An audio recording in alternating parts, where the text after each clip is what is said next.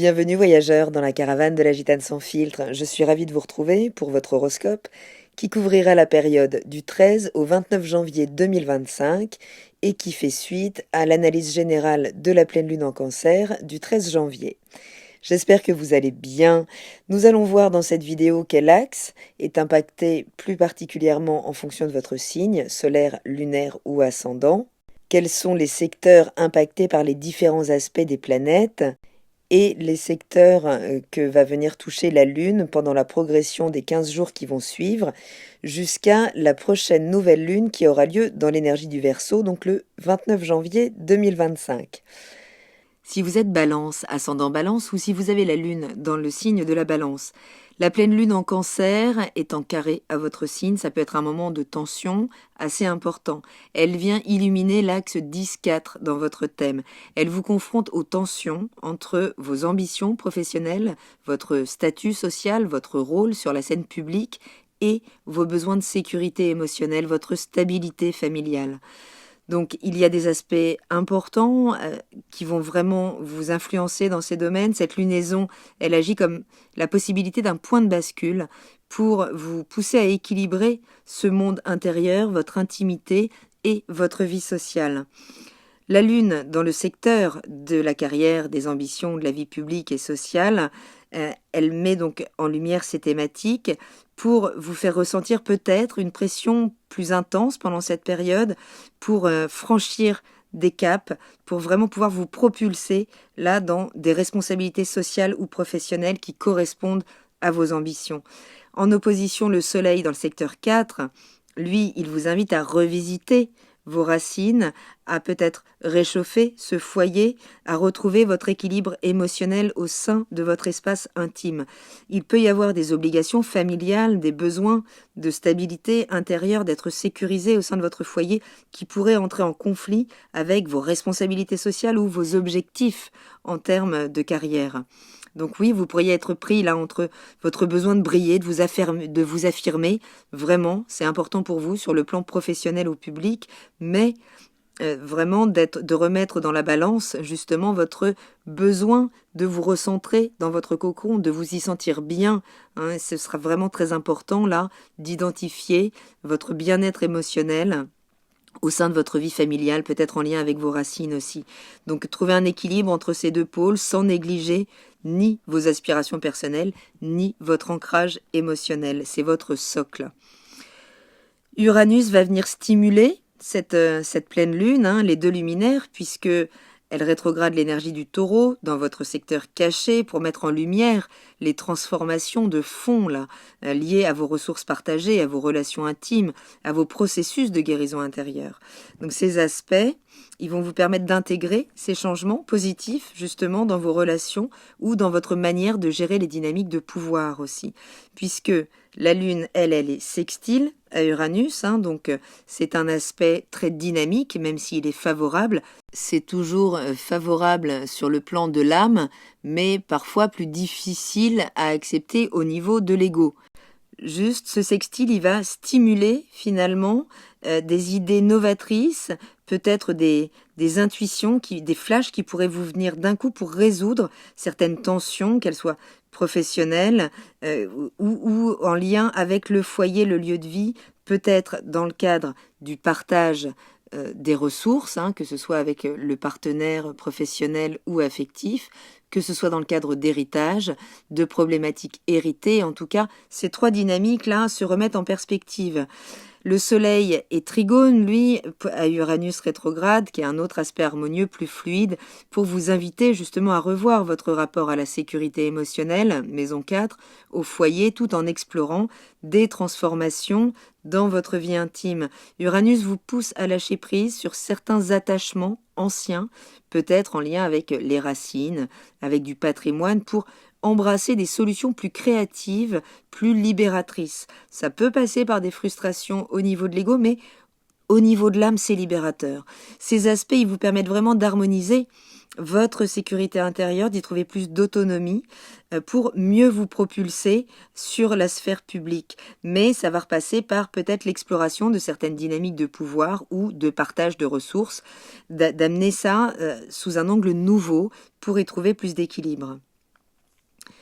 Vénus qui vous maîtrise est en maison 6 dans votre secteur du quotidien, ce qui est très très bon ça, puisqu'elle apporte beaucoup de magnétisme à ce quotidien, peut-être des opportunités financières ou de rencontres au quotidien. En tout cas, c'est l'accent sur cette organisation que vous pouvez mener, que ce soit en lien avec votre santé, avec votre profession. Mais Vénus, qui a tendance à fusionner là, dans cet environnement du poisson, c'est-à-dire à tout donner en fait, dès qu'elle est reconnue, elle donne tout.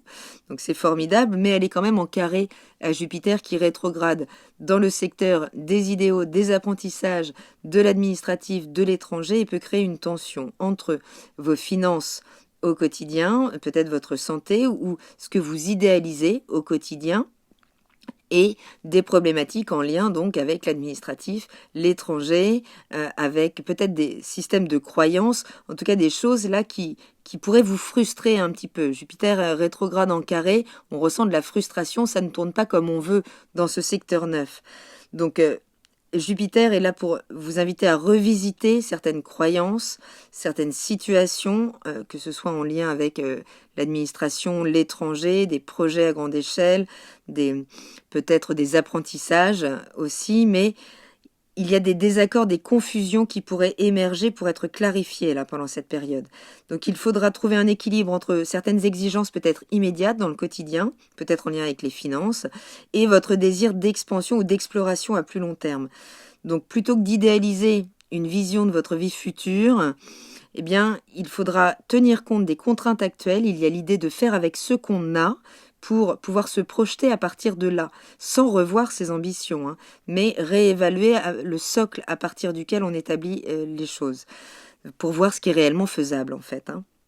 Mais on risque d'être contraint en fait à aller explorer une certaine innovation dans l'approche des problématiques là, et en fait on peut y être amené quand même par des conflits, puisque les émotions vont être extrêmement sollicitées. La Lune est conjointe à Mars qui rétrograde votre secteur 10 en opposition à Pluton, qui n'est pas une opposition exacte puisque Pluton est déjà en Verseau, donc pas réellement en face, mais cette tension, elle se défait avec la rétrogradation de Mars et elle se reformera bien sûr quand Mars sera en direct. Donc les choses sont à considérer là, puisqu'elles vont être extrêmement stimulées. La Lune et Mars amplifient vraiment les frustrations, tous les blocages, tout ce qui obstrue finalement la position sociale que vous avez besoin aujourd'hui, que vous vous reconnaissez vraiment vouloir atteindre. Donc certains blocages, peut-être certaines frustrations en lien avec la carrière, le rôle public, une certaine pression peut-être pour performer, pour résoudre des tensions professionnelles, mais l'idée ce sera vraiment de revoir vos priorités dans votre rôle social, puisque il y a l'idée avec Pluton dans le secteur 5 de venir quand même opérer des transformations en lien avec, que ce soit le lien aux enfants, le lien aux partenaires amoureux, le lien à votre expression créative, toutes ces thématiques dans lesquelles vous avez de la liberté à retrouver en vous présentant de manière plus authentique. Mais ça peut créer là un conflit, donc que ce soit avec le partenaire amoureux par rapport à un espace trop important peut-être que peut prendre votre sphère professionnelle ou vos ambitions. Peut-être que vous aurez besoin de vous concentrer complètement à ça, mais vous serez pris par des situations importantes en lien peut-être avec vos enfants, donc peut-être avec justement votre capacité à exprimer votre créativité avec authenticité. Ça va dépendre en fait de comment vous vous positionnez déjà aujourd'hui, donc face à vos enfants, face à votre partenaire amoureux, ou comment vous exprimez votre auto-estime, puisque c'est elle-là qui vient vraiment libérer son pouvoir, sa puissance. Donc forcément, ça peut passer par des conflits pour demander des réajustements. Donc ne laissez pas les frustrations s'accumuler, surtout que là, Mars rétrograde, il peut être extrêmement réactif, on peut être aussi sur la défensive. Donc utilisez ces énergies pour restructurer des dynamiques qui peuvent être déséquilibrées justement entre travail, foyer, partenaire amoureux, enfants et ambition. Enfin voilà, ne laissez pas les frustrations s'accumuler puisque ça pourrait vraiment ressortir en geyser pour pas grand-chose et pas forcément face à la bonne personne. On doit de toute façon réapprendre à exprimer nos combats, nos ambitions dans ce secteur, avec la rétrogradation de Mars.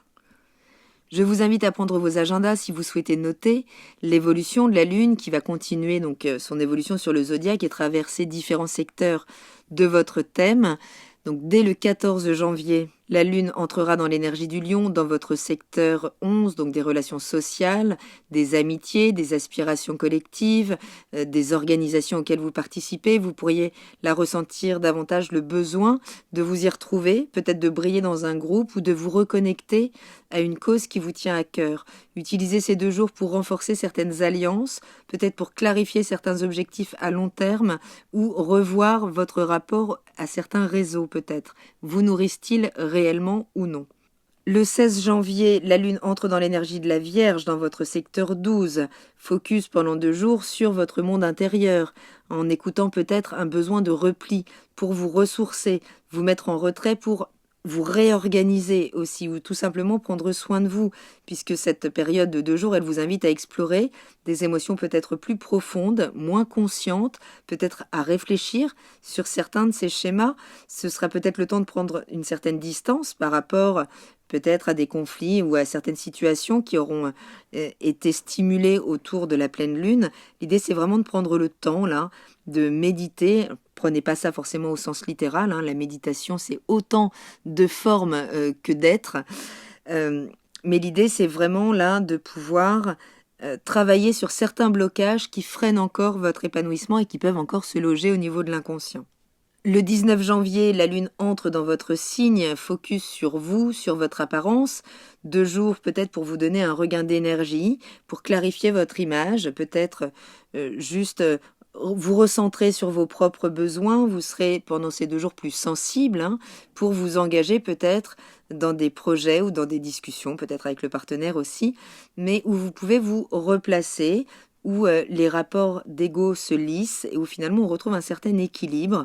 L'idée, c'est de clarifier vos intentions personnelles pendant ces 2 jours. Le 21 janvier, la Lune entre en Scorpion dans votre secteur 2, focus sur vos ressources personnelles, matérielles, vos biens, vos possessions, vos racines.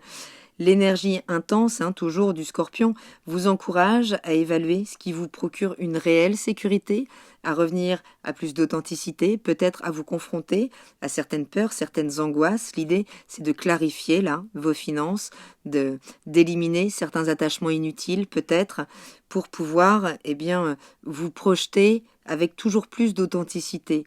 Mais vous pourriez être challengé là sur vos ressources personnelles, peut-être juste sur votre corps aussi, qui peut manifester des désirs, des besoins un peu chaotiques. Ça peut se reporter sur la nourriture. L'idée, c'est d'éliminer ce qu'on sent en termes d'addiction, les attachements qui viennent encore nous polluer en lien avec la sécurité matérielle. Le 24 janvier, la Lune entre en Sagittaire dans votre secteur de la communication, de l'interaction avec votre environnement immédiat, de vos petits apprentissages, si vous êtes en formation ou autre, de la relation avec vos proches. Et ça vous rend plus communicant pendant ces 2 jours. L'énergie expansive du Sagittaire, elle vous pousse à explorer de nouvelles idées, à vous engager peut-être dans des discussions importantes, juste vous sentir nourri par des échanges philosophiques. L'idée, c'est de mettre en avant peut-être votre audace dans vos échanges, tout en restant attentif aux détails pratiques, à votre interlocuteur. Mais l'idée, c'est pendant ces 2 jours peut-être d'élever le débat dans votre environnement immédiat. Le 26 janvier, la Lune entre en Capricorne dans votre secteur 4, celui de la famille, du foyer, des racines, du lieu de vie peut-être, pour faire un focus là-dessus, en finir peut-être avec certaines situations. L'idée, c'est de boucler certaines choses, mettre un petit peu de rigueur dans certains dossiers en lien avec ces thématiques, en lien avec l'intime, qui peut demander à prendre une certaine maturité aussi, avant de se tourner vers votre créativité, vos passions, quand la nouvelle lune se manifestera en Verseau dans le secteur 5. L'idée là, c'est de vraiment boucler certains dossiers pour vous préparer à un nouveau départ centré sur votre épanouissement personnel, sur vos plaisirs, vos besoins égoïstes, pour amener plus de joie tout simplement dans votre quotidien.